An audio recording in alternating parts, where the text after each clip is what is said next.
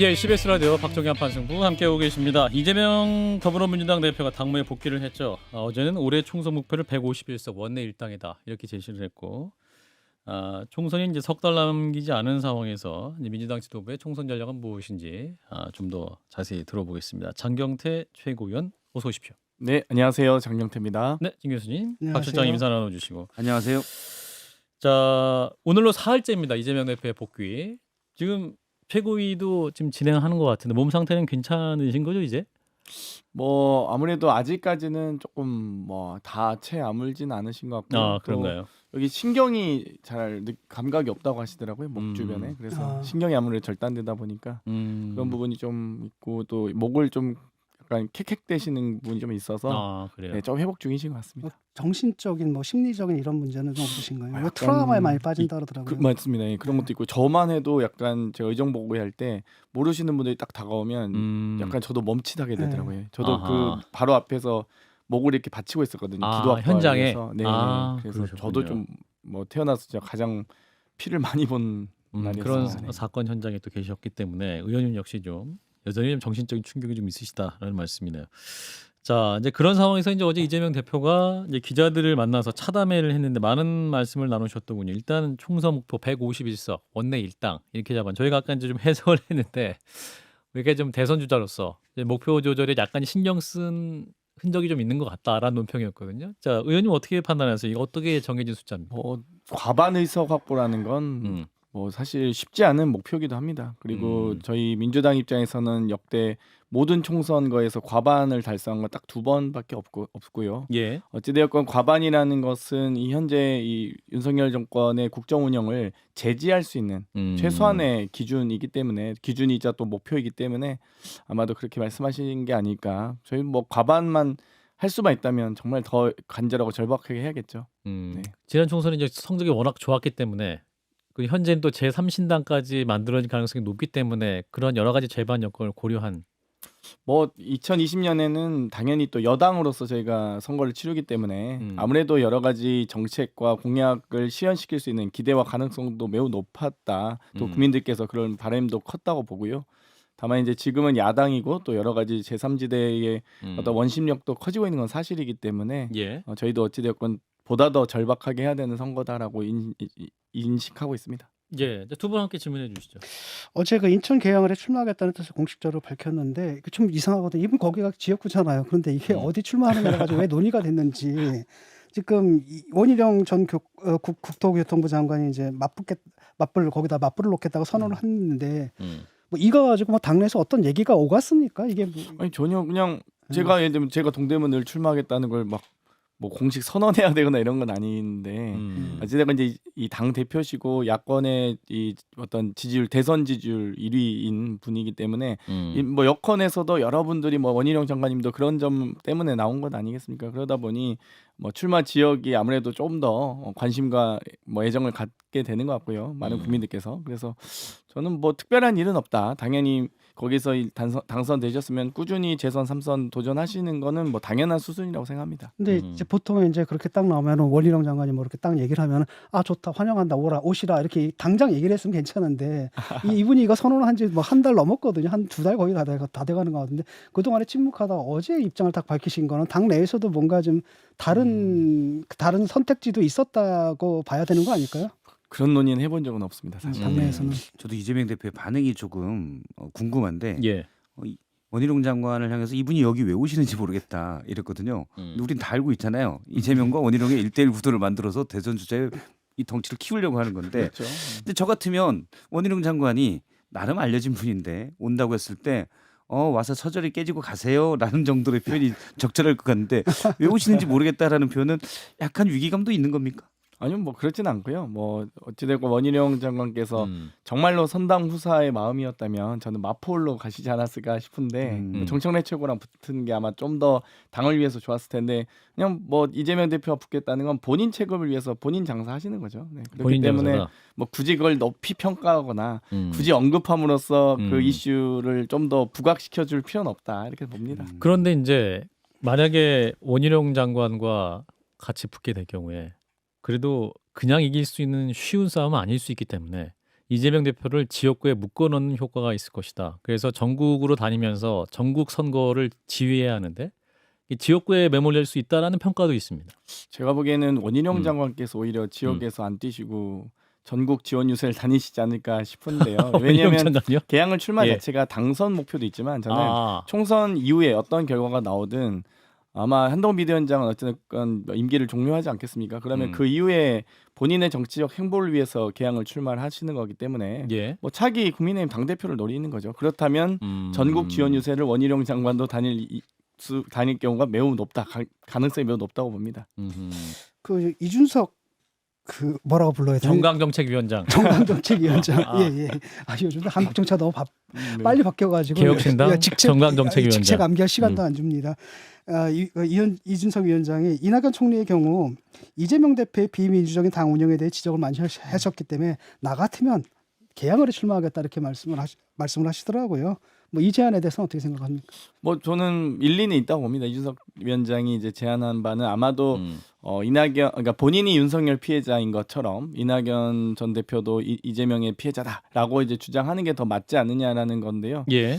사실 뭐 그런 제안은 일리는 있지만 이낙연 대표로서는 좀 수용하기 어렵지 않을까. 그러니까 일단 이 어떤 이 사당화를 지적하고 나오신 분이기 때문에 예. 그거를 피해자라고 본인이 그렇게 이야기하는 것에 대해서 매우 좀 조심스럽거나 혹은 본인이 되게 자존심 상해하실 것 같아요. 그 표현 자체를. 아하. 그렇기 때문에 제가 보기에는 뭐 만약에 나가신다면 아하. 뭐 호남 쪽에서 좀 승부를 보실 수 있지 않을까 이렇게 예상했었는데 또 불출마 의사를 좀 가지고 계신 것 같아서 그리고 사실 호남에 나오신다 한들 이낙연 대표가 당선될 가능성이 저는 높지 않다고 봅니다. 솔직히 냉정하게. 이준석 위원장이 이제 이낙연 대표에 대해서 계속 며칠간 주문을 계속 많이 내놓고 있거든요. 광주로 나가라. 했다가 또 이제 누굽니까 개항을 원희룡 그 이제 개항을 나가서 이제 이재명 대표 붙어라. 뭐 이렇게 계속 얘기를 하고 있는데 아까 좀 잠깐 자존심 상해할 것 같다라고 말씀을 하셨지 않습니까? 그러면 이게 약간 뭐랄까요? 이낙연 전 대표와 이준석 위원장 간 사이에 뭔가 균열이 좀 생길 수 있는 요소가 될 수 있습니까? 이러한 주문이. 사실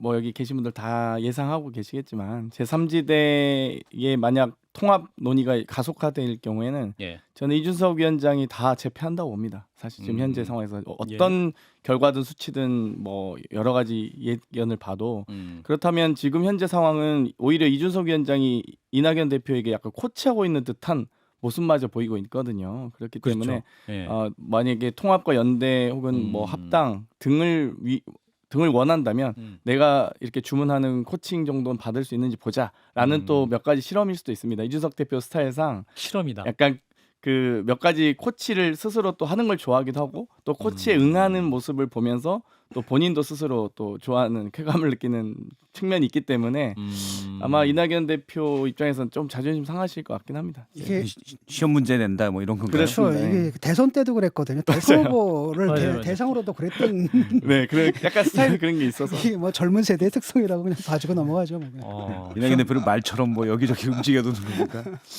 예, 김부겸 전 총리가 또 목소리를 계속 내고 있습니다. 예비 후보 검증위 과정에서 납득하기 어려운 조사가 좀 있었다. 잣대가 많이 흔들렸다는 비판이 나오지 않는가라는 지적을 좀 하고 계시는데 그 부분 어떻게 판단하십니까? 일단 검증위는 일단 김부겸 총리께서 그런 지적을 하셨다면 그런 예. 그 지적을 불식시키기 위해서 당은 또 노력해야 된다고 보고요. 예. 검증위는 정무적 판단하는 기관이 아닙니다. 그렇기 때문에 말 그대로 기계적으로 적합인지 부적합인지만 판단할 수 있고요. 예. 그 이후에 이제 정무적 판단과 여러 가지 어떤 지지율이거나 어떤 도덕성 검증이라든지 국민적 평가는 공간위에서 하게 되어 있기 때문에 뭐 그런 말씀을 하셨다면 당연히 당이 어떤 문제가 있었는지 더 세심하게 살펴보고 예. 또 보완하기 위해서 노력해야죠. 또 그런 부분이 있다면 공간위에서 좀 더 보완할 수 있도록 아마 또 추가적 조치도 있을 수 있다라고 봅니다. 그럼 그런가 하면은 이제 아주 그냥 공식적으로 그냥 자객을 자처하신 분들 있잖아요. 비명계 자객을 자처하시는 이런 분들이 되게 이제 특징이 뭐냐 말이 험하다라는 거고 그로 인해서 당에서 이제 징계도 받고 이러는데 예. 이런 분들이 다 적격 판정을 받으셨어요. 뭐 말을 좀 험하게 했다고 해서 부적격적인 어려움 말씀드렸듯이 이제 검증위는 기계적 평가를 하다 보니 예. 뭐 범죄 경력이라든지 뭐 예전에 과거에 뭐 어떤 뇌물 수수나 혹은 뭐 이 부적합이 기준들이 있습니다. 부적격 기준이 있습니다. 당원 당규상. 그래서 거기에 이제 부합하는 분들에 대해서 이 적격 부적격 판정만 하고요.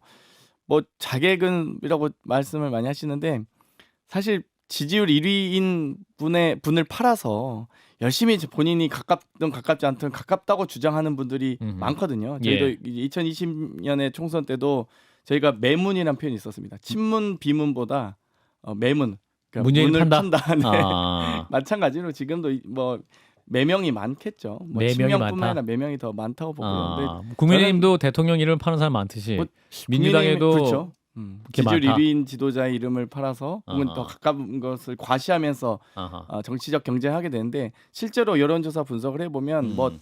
다소 영향은 있습니다만 음흠. 이 결정적인 어떤 한방 본인 스스로의 컨텐츠가 없으면 이 음. 판세를 뒤집거나 그러긴 하긴 어렵습니다. 기본적으로. 네. 오늘 좀 조금 안타까웠던 게 그 장애인 위원장 있지 않습니까? 네. 부위원장 이분이 그 장애인 위원회에 소속돼 있는 장애인 여러분들과 함께 탈당을 했고 또 듣자 하니까 또 앞으로 또 거기서 또 많은 사람이 탈당할 것 같다라고 하거든요. 이건 또 어떻게 된 겁니까? 일단 저도 조현우 장애위원장님의 명복을 빌고요. 당연히 좀 음. 저도 잘 아는 분입니다. 그래서 예. 아마 제가 알기로는 대표께서도 아마 저희 메시지를 내신 걸로 알고 있고요. 저도 메시지 냈었거든요. 그래서 그래서 저도 장애인위원회 몇몇 분들이 이렇게 기자회견 하는 거 보면서 저희가 조이 메시지 냈는데 왜 안 냈다고 하시지? 약간 갸우뚱하긴 했어요. 그래서 당연히 전국위원장은 우리 당에 9분밖에 안 계시는 전국 선출직 예. 당직자시기 때문에 저희도 아주 귀하게 또 안타깝게 생각하고 있습니다. 그래서 뭐 자객은 아니지만 아까 이제 검증, 적격, 부적격 심사하는데 마포갑의 노웅래의원 같은 경우 본인이 이제 금액은 미치지만 받았다라고까지 했거든요. 근데 적격 판정을 또 받았잖아요. 이런 건 어떻게 봐야 될지. 일단 저희가 이제 재판 중에 나온 얘기시고 저희가 뭐 그 구체적이었던 근거를 확보까지는 안 한 상태이기 때문에 예. 어찌되면 저희는 재판의 과정에서 나온 것보다는 재판의 결과를 보고 판단할 수밖에 없습니다. 그게 바로 검증의 또 역할과 기능이고요. 아마 이제 그런 말씀들을 또 이제 정무적으로 또 판단할 수 있는 곳은 공간이가 남아 있기 때문에 아마 공간에서 좀 더 심도 있게 논의하지 않을까 싶습니다. 재판은 뭐 1심 얘기하는 건가요? 1심 재판인가요? 일단은 몰라서 현재 여쭤보는 건데. 1심하다가 또 여의치 않으면 2심이고요. 2심하다 여의치 않으면 3심이고요. 3심 뭐 공간이는 3심 볼 수도 있고 2심 볼 수도 있고 1심 볼 수도 있고 그걸 판단하는 자기들 마음이니까. 뭐 정성 평가라고 해주죠. 예, 박정태 실장님이 아까 이제 본인 취재에 따르면 민주당의 어떤 그 어떤 선거 준비가 잘 안 되고 있는 것 같다라는 취재가 있습니다. 지금 당내에 뭐 이렇게 홍보위원 잘 움직이지 않고 있다, 가동되지 않고 있는 게 아니냐라는 해석도 있는데 최고위원으로서 어떻게 바라보십니까? 지금 굉장히 잘 일사불란하게 되고 있나요? 저희가 강서구청장 보궐선거부터 이제 저희 당의 기조가 어느 정도 정리가 됐는데요. 예. 저희는 아주 이 요란하지 않은 또 낮은 자세로 아주 절박하게 선거를 하자라는 기조가 있습니다. 그렇기 때문에 지금 총선기획단 뭐 전략공간이 그리고 뭐 검증이 또 공간이까지 예. 차근차근 저희의 로드맵대로 설치하고 있고요. 예. 홍보위원장님도 이번에 이 정말 광고계에서 아주 주목할 만한 또 매우 많은 또 결과를 남기신 분이 홍보위원장으로 오셔서 예. 제가 지금 여러 가지 당 색과 당 디자인 변경 논의를 최고위에서도 이미 2차례 한 바 있습니다. 그래서 공개가 되지 않았을 뿐 저희는 차근차근 하고 있다. 그리고 설 전에 개봉박도 좀 기대하셔도 좋을 것 같습니다. 아, 뭐 당 로고도 바뀝니까? 뭐 로고까지 바꾸는 건 아닌데요. 어찌됐건 디자인 당의 색깔, 어떤 저희 당의 총선용 여러 가지 플래카드를 위한 이미지와 색깔. 색상 이런 것들도 좀 더 보다 다채롭게 할 고민을 하고 있습니다.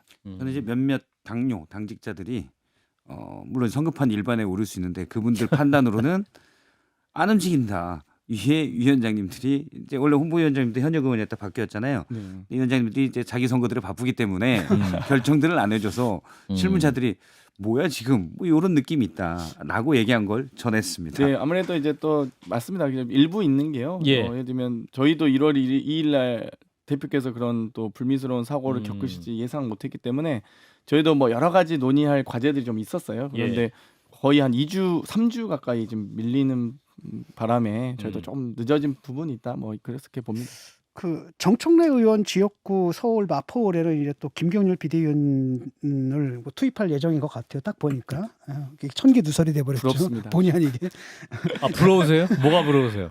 그러니까 확실히 한동훈 비대위원장이 좀 급하기도 하고 확실히 아마추어구나. 그러니까 저희야 이제 김경률 비대위원이 어떤 분인지 알지만 예. 국민과 주민들이 알기는 어려운 분이거든요. 사실. 인지도에 아직. 문제가 있을 것이다. 근데 그렇게 그리고 정치 초짜를 그렇게 그러니까 국민의힘의 입장에서 험지인 곳을 붙인다고는 정청래 의원 배지 거의 국민의힘이 지금 달아준 거죠, 사실. 그리고 심지어 오, 거기서 열심히 그런가요? 뛰고 있던 당협위원장이 모아놓은 그 공간에서 아하. 그 자리도 현역 당협위원장이 모아놨는데 예. 거기에다 대놓고 김경률 이렇게 손들어주는 것 자체가 그리고 그 모아놓은 지지자들은 그 전 당협위원장 지지자셨는데 예. 그거 보면서 야 저렇게까지 판을 그러니까 그렇게 되면 지역 정치는 완전 판이 깨져버리거든요. 예. 네, 좀 황당하더라고요. 얘기 들어보니까 뭐 그 예비 후보 등록을 아직 안 하셨나 봐요, 이분이.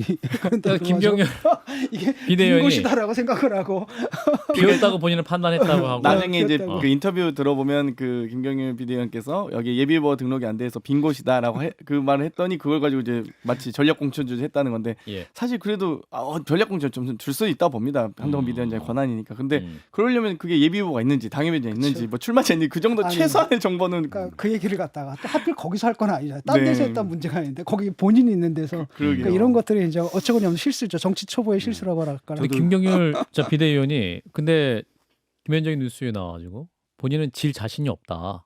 정청래 의원보다 나의 삶이 더 잘 살았다고 자부할 수 있기 때문에 출마를 본인이 요청했다. 오히려 한동훈 비대위원장에게 본인이 요청했다. 개인의 삶을 잘 사셨을 수는 있는데요. 어쨌든 예. 또 정치인의 삶은 좀 더 다릅니다. 그렇기 때문에 뭐 한번 일단 선거를 겪어 보시면 왜 원래 출마하시는 분들은 다 본인이 될 거라고 생각하고 나오지 안 될 거라고 생각하고 나오거나 링에 올라오면 예, 선거가 링에 이렇게 올라올 힘든지 몰랐다. 때까지는. 이렇게 그러니까 자기 몸이 다 발가 벗겨지는 모습 그 느낌을 받거든요. 선거라는 게. 그러니까 음. 몸과 마음이 다 망신창이가 됩니다. 거의 아, 선거- 지칠 대로 지쳐서. 선거 네. 올라가면 한번 꼭 저는 경험해 거기가 보시길. 진짜 험진데. 근데 왜 아무튼 김경일 비대위원님 엄청 땡큐죠. 사실 한동훈 아니 그 정청래 정청래 의원 최고 입장에서는? 입장에서 엄청 좋죠. 아 예. 김나땡입니까? 김경률 비대위원이 나오면 땡큐다. 그렇죠. 지금 오늘 이제 민주당 3선 김민교 의원 용인을이죠. 또 재선의 임종성 의원 경기도 광주을 두 분이 이제 총선 불출마 선언을 했습니다. 물론 뭐 이제 돈봉투 의혹 사건 관련된 것이 아니냐라는 추측도 있습니다만 이런 얘기가 나오면서 중진 용태론 혹은 이제 어떤 586 용태론의 신호탄이 되는 것이 아니냐 뭐 이런 해석도 있긴 한데 어떻게 판단하십니까? 저도 뭐 여러 가지 의혹에 대해서 또 그런 부분이 밝혀지지 않더라도 예. 국민적인 어떤 눈높이에 맞춰서 아마 공간위가 그런 정무적 판단할 거라고 보는데요. 예. 근데 저는 이제 국토위원장으로서 김민기 의원님이 상당히 또 여야를 함께 이 넘나들면서 합리적인 또 운영을 해오신 분이기 때문에 또 의정 활동도 그렇고요. 예. 그래서 저도 조금 깜짝 놀라긴 했습니다. 그러니까 뭐 아마 대표나 아. 사무총장 정도까지는 상의했을 수 있으나 최고위원들하고까지는 상의는 안 했었고요. 그래서 김민기 의원님은 또 용인에서 지역구도 좀 탄탄하게 잘 닦아오신 분이기 때문에 저는 좀 한 번 더 나오시면 어떨까라는 기대도 했던 정치인으로서 또 제가 후배 정치인으로서 좀 안타깝게 보지만 어찌됐건 본인이 이제 더 새로운 사람 또 후배 정치인들을 위해서 좀 길을 터주고 싶다라는 의사를 밝힌 만큼 그 뜻을 존중해서 당도 또 여러 가지 용인에 있는 정치도 보다 더 새로워질 수 있도록 저희도 노력할 예정입니다.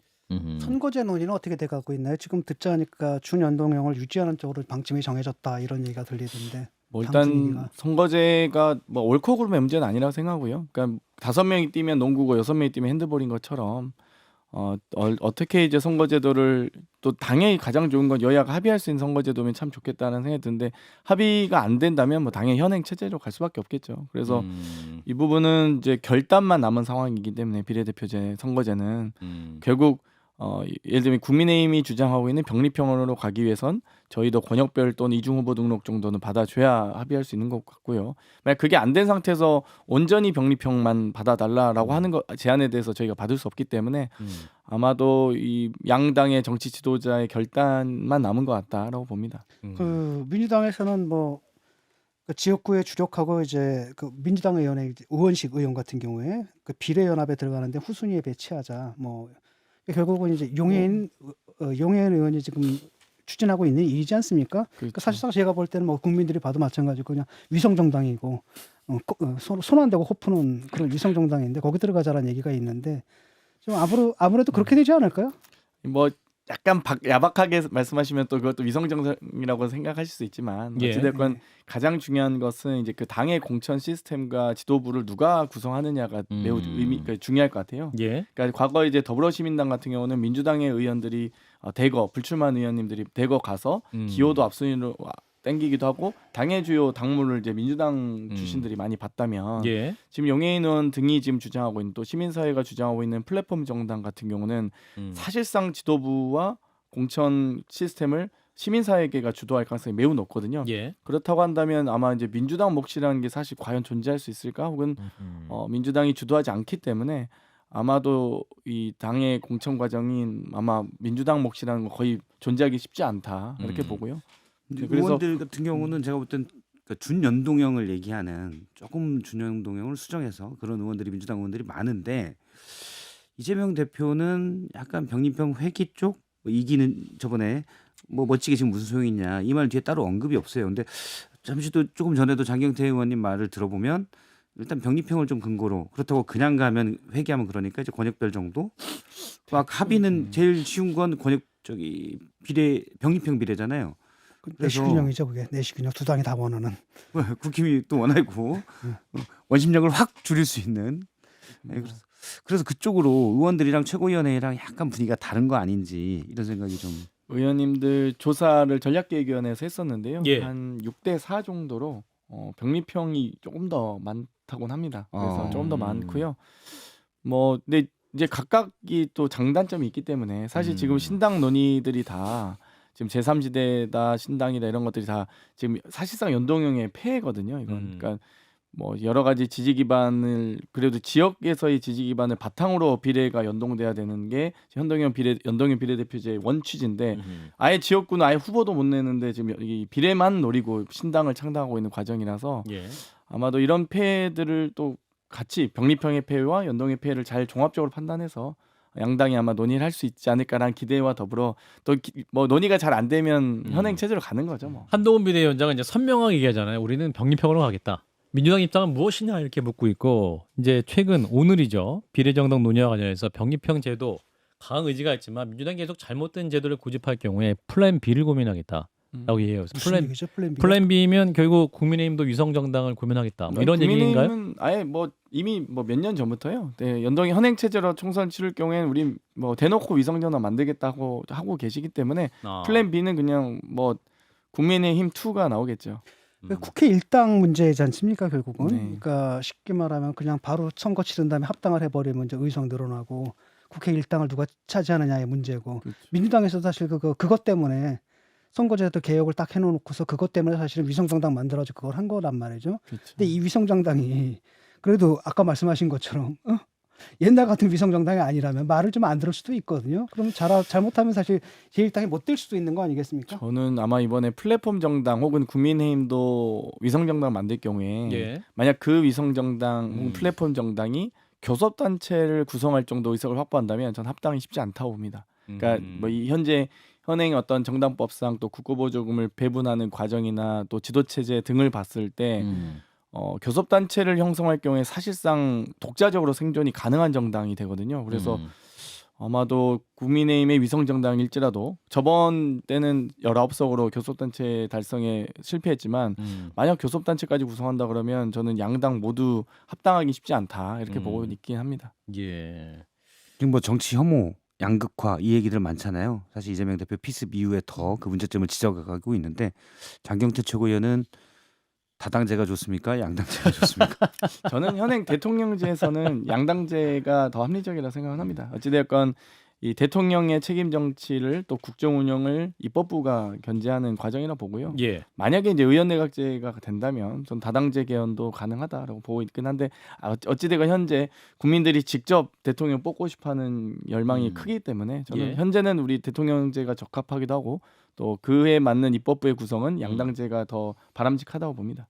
3지대 신당은 잘 안 되길 원하시겠군요. 아니면 이제 본인들이 이제 어떻게 어떤 되실 것 정치적 같아요? 어떻게 될 어떤 것 철학과 같습니다. 예. 가치관을 가지고 나오시는 분들은 저는 의미는 있다고 보는데요. 예. 근데 지금 약간 나오는 신당들은 뭐 무슨 피해자 무슨 어디서 뭐 이게 배제돼서 나온다고 이제 본인들이 또 주장하시다 보니까 예. 과연 그 배제의 정치가 그러니까 배제를 주장하는 정치가 정강 정책이나 정치적 이념과 철학과 좀 맞닿아 있나? 거기에 대해서는 좀 의문이 있어요. 앞으로 그렇군요. 어떻게 보십니까? 뭐 한편으로는 그 이른바 낙준연대, 그다음 리쌍연대라 그러나? 리쌍 브라더스. 리쌍 브라더스. 브라더스라 그러나? 그게 이제 한쪽에서는 실현 가능성이 없다. 한쪽에서는 어차피 근데 그 수밖에 없다. 결국은 거의 뭐 물리적으로 합쳐질 수밖에 없다. 이런 그 예상도 있는데 어떤 쪽으로 보세요? 그러니까 합쳐진다기보다는 한쪽이 아마 거의 포섭당하는 쪽이 더 가능하리라 보고요. 예. 근데 두 분 캐릭터가 워낙 또 양극단 아니겠습니까? 이제 이준석 대표는 아마 손학규 안철수 전 대표와도 그렇게 갈등을 빚었는데 또 가장 엄중한 것으로 유명한 이낙연 대표와의 참 궁합이 맞을지는 갸우뚱이고요. 또 이낙연 대표 스타일상 또 젊고 약간 까분다라고 느끼는 것에 대해서 상당히 또 엄중한 성격을 갖고 계시기 때문에 아. 두 분이 저는 궁합은 참 안 맞다. 그래도 이렇게 만약에 봅니다. 합쳐진다라고 한다면 그것이 갖고 있는 파괴력은 어느 정도로 평가하세요? 저는 이준석 신당이 갖고 있는 지지율에 거의 비슷하다 봅니다. 네. 신의 조건 없다. 장경태님이 까불진 않지만 젊잖아요.